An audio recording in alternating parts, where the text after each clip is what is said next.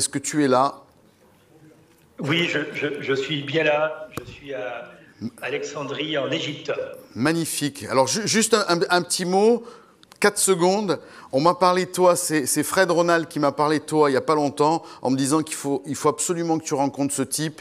Il est incroyable. Il a développé des outils éducatifs à partir de la musique. J'espère que je ne me trompe pas de mec, parce que sinon, c'est vraiment un peu la honte. Non, ça fait effectivement partie des nouvelles activités que nous sommes en train de développer dans le groupe. Et d'ailleurs, là, je suis à Alexandrie parce que c'est le siège de l'université Senghor, qui est la grande université francophone panafricaine. Et on est en train de développer avec eux un programme pour former des opérateurs des industries créatives et culturelles sur l'ensemble du continent africain, en partenariat avec l'AFD et notamment avec le pôle de formation de l'AFD qui est à Marseille. Voilà. Et donc, c'est encore un lien supplémentaire avec la ville de Marseille. Et en ce qui nous concerne, nous, le groupe Trace, on est en train également d'investir à Marseille, de nous installer à Marseille. Ça fait 2 ans qu'on a monté des opérations de formation aussi dans les industries culturelles à Marseille. Et on a pris la décision de délocaliser une partie de nos activités nationales à Marseille. Et on va certainement également lancer des nouvelles plateformes qui vont être complètement fabriquées à Marseille, à vocation nationale, mais également africaine. Donc la culture et la diversité de la culture, la diversité des populations de Marseille sont pour nous des ingrédients d'attractivité extrêmement importants. C'est vrai qu'à partir de Marseille, on a non seulement le meilleur de la France, on a le meilleur du Maghreb, on a le meilleur de l'Afrique subsaharienne et on a le meilleur du monde. Et tout à l'heure, on parlait de la connectivité de la ville de Marseille qui, pour des raisons géographiques, se retrouve un point de convergence de tous les grands câbles sous-marins du monde. Et bien pour nous, c'est super important parce que ça veut dire qu'à partir de Marseille, on peut mettre en place des plateformes digitales qui vont aller quasiment dans le monde entier, qui vont apporter de la culture, de la formation, qui vont apporter des contenus, et tout ça dans les meilleures conditions techniques mondiales. Donc pour toutes ces raisons, Marseille est pour nous une priorité de notre développement aujourd'hui dans le groupe. Ok, merci. Pour bien situer, Trace, j'imagine que dans la salle, un certain nombre d'entre vous, pour pas dire tous, connaissent Trace TV. Ouais. Voilà. Je peux réexpliquer en 2 mots. Trace, c'est un groupe qui a été créé à partir de la France il y a 18 ans de cela, sur la thématique, c'est un groupe média, sur la thématique des musiques et des cultures afro-urbaines. On a aujourd'hui 27 chaînes de télévision, une dizaine de radios FM, des dizaines de radios digitales, des sociétés de production du visuel, des plateformes aussi de fabrication de contenu et d'événements. Et on est clairement l'opérateur culturel français le mieux implanté sur le continent africain, puisqu'on a plus de 300 millions de personnes, notamment des jeunes entre 15 et 34 ans, qui regardent nos chaînes de télévision, qui écoutent nos radios et qui consomment nos contenus. Et depuis 2 ans, nous travaillons au développement d'une plateforme qui s'appelle Trace Academia, qui en fait met au service de la formation professionnelle toutes les techniques qu'on a pu développer dans le monde du divertissement et dans le monde du digital. Et on se rend compte qu'aujourd'hui, 70% des jeunes Africains ne font pas d'études supérieures, n'ont aucune chance d'aller à l'université ou dans des écoles. Et l'idée, c'est beaucoup d'entre eux travaillent dans le secteur informel. L'idée, c'est tout simplement les accompagner dans le développement de leurs capacités, de leurs aptitudes, de leurs connaissances, avec des formations sur des formats courts et qui soient très pratiques, très liés au monde de l'emploi. Et ça couvre tous les secteurs d'activité. Et on est accompagné dans ce projet par l'État français, par l'AFD, par Google, par Leroy Merlin, Schneider, L'Oréal, la Banque mondiale, l'Union africaine, l'UNESCO, donc beaucoup de partenaires qui nous ont rejoints dans cette aventure. Et toute une partie des contenus sont co-développés aussi avec des partenaires marseillais. On est en pleine discussion avec le pôle Synergie Family, que vous connaissez certainement, avec lequel on va travailler dans les mois et dans les années à venir. Et voilà, donc on a une ambition de transformer un groupe qui était un groupe de médias en un groupe qui va se mettre au service de la réussite des jeunes, notamment des jeunes africains et des jeunes afro-descendants. Et vous le savez, il y en a beaucoup à Marseille. Olivier, merci beaucoup. Avant de te faire largement applaudir par la salle, je rappelle que tu as dit 42 fois le mot Marseille. Et nous t'en remercions. Non, mais merci, tu es resté dans le timing, c'est parfait. C'est parfait, merci à toi. Qui prend la suite? Aminata? Très bien. Allez. On y va, pitch 5 minutes, max. Alors bonjour, donc je suis Aminata Diop Johnson, fondatrice de l'Agence culturelle africaine, qui est une jeune agence qui existe seulement depuis 3 ans maintenant, qui est basée au Sénégal, parce que je suis donc sénégalaise, mais qui est la suite de tout le travail qui a été fait depuis maintenant plus de 10 ans sur l'accompagnement, la promotion et l'aide à la visibilité des talents africains, notamment à l'international.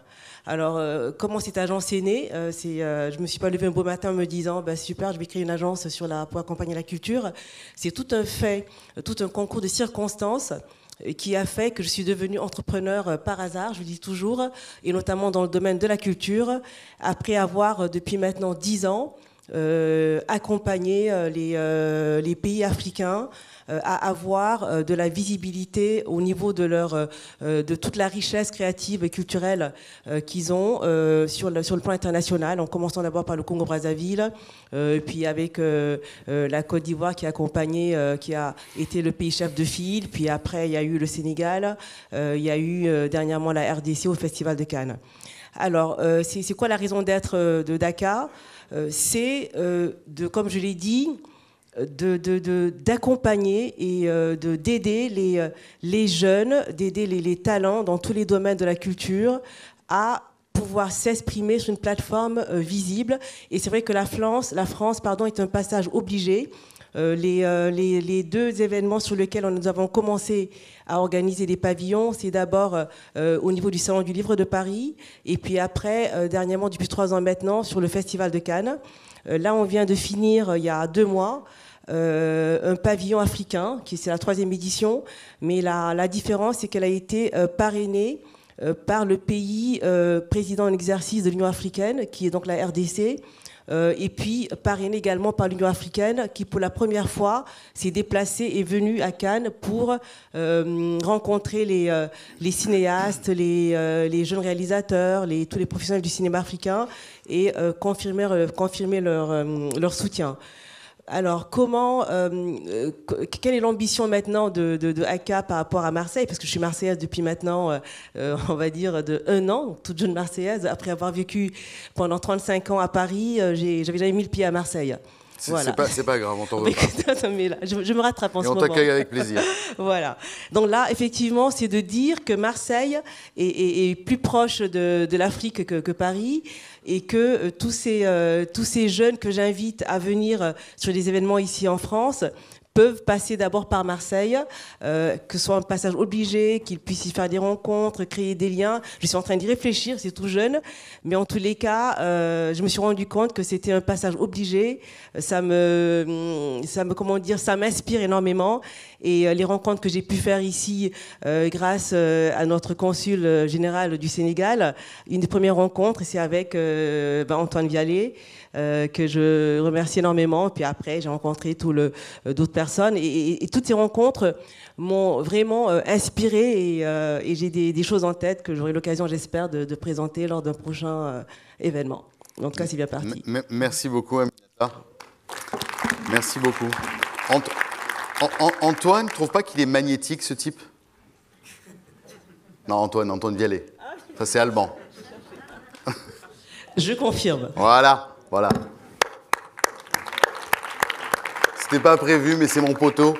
Et tout ça, ça repose essentiellement sur lui, quand même. Alban? Non? Ah bah Cécile. Ah bah d'accord. Allez, on y va. Le pitch. On a toujours nos 5 minutes, on est bien là, vous êtes parfait. Hein. Ok. Merci beaucoup de nous accueillir et félicitations pour cette journée. Je suis ravie de pouvoir intervenir sur la table culture. Donc, moi, je représente la structure qui s'appelle Cola Productions et qui porte le festival Africa Fête, qui est un festival qui est dédié aux cultures et plus spécialement aux musiques africaines. Notre siège social est à la Friche La Belle de Mai, donc on n'est pas très loin d'Alban. Et on est basé à Dakar et à Marseille.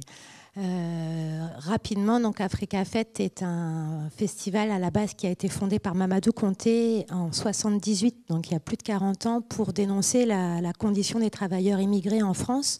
Donc dès le départ, il y a eu un souhait militant d'utiliser la culture comme outil de lutte contre les discriminations. Et donc c'est aujourd'hui encore, quand on organise le festival Africa Fête, c'est avant tout pour faire découvrir les cultures, et notamment donc les cultures africaines, et inviter des artistes d'Afrique et de la diaspora. Donc l'espace d'Africa Fête est vraiment un espace d'échange, de rencontres, comme outil de lutte contre le repli sur soi et le racisme. Aujourd'hui, on peut dire que ça nous est semblé évident, quand on est venu en France, de s'installer à Marseille en tant que porte de l'Afrique. Mamadou Konté lui-même était arrivé par bateau à Marseille. Et de nous faire un camp de base. Donc, on a eu la chance d'être accueillis notamment à la Friche Belle de Mai il y a 20 ans. Donc, ça fait 20 ans qu'on a lancé le festival ici pour vraiment utiliser Marseille comme camp de base pour les musiques africaines.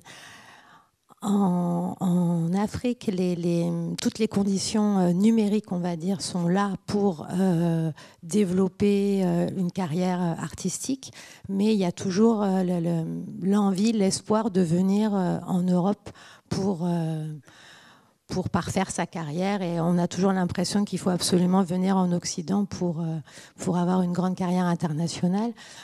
Nous, on part du principe qu'il y a un marché africain, un marché panafricain qui existe dans les industries culturelles, notamment dans les industries musicales, et on souhaite absolument renforcer ce marché panafricain de la musique. Donc c'est comme ça qu'on travaille beaucoup en réseau avec les producteurs, les diffuseurs africains de quasiment toute l'Afrique, et on considère, nous, Marseille, comme une étape, Marseille, ville africaine. Donc c'est comme ça qu'on rentre dans ce réseau de découverte des musiques africaines. Voilà. Ok, merci beaucoup. Longue vie donc à Africa Fête. Alban. Bonjour, merci pour l'invitation. Moi, je suis arrivé il y a un mois à peine à la Friche La Belle de Mai. Avant, je me suis occupé pendant environ une quinzaine d'années de coopération culturelle sur le continent africain, notamment au Maroc et au Sénégal, où j'ai passé pas mal de temps, mais aussi dans l'océan Indien, et puis depuis Paris, où je pilotais à l'Institut français la coopération culturelle avec les acteurs du continent africain et des Caraïbes. Très rapidement, j'ai bien aimé la conclusion sur Marseille, ville africaine. Depuis la Friche, La Belle de Mai, évidemment, c'est quelque chose qui résonne particulièrement.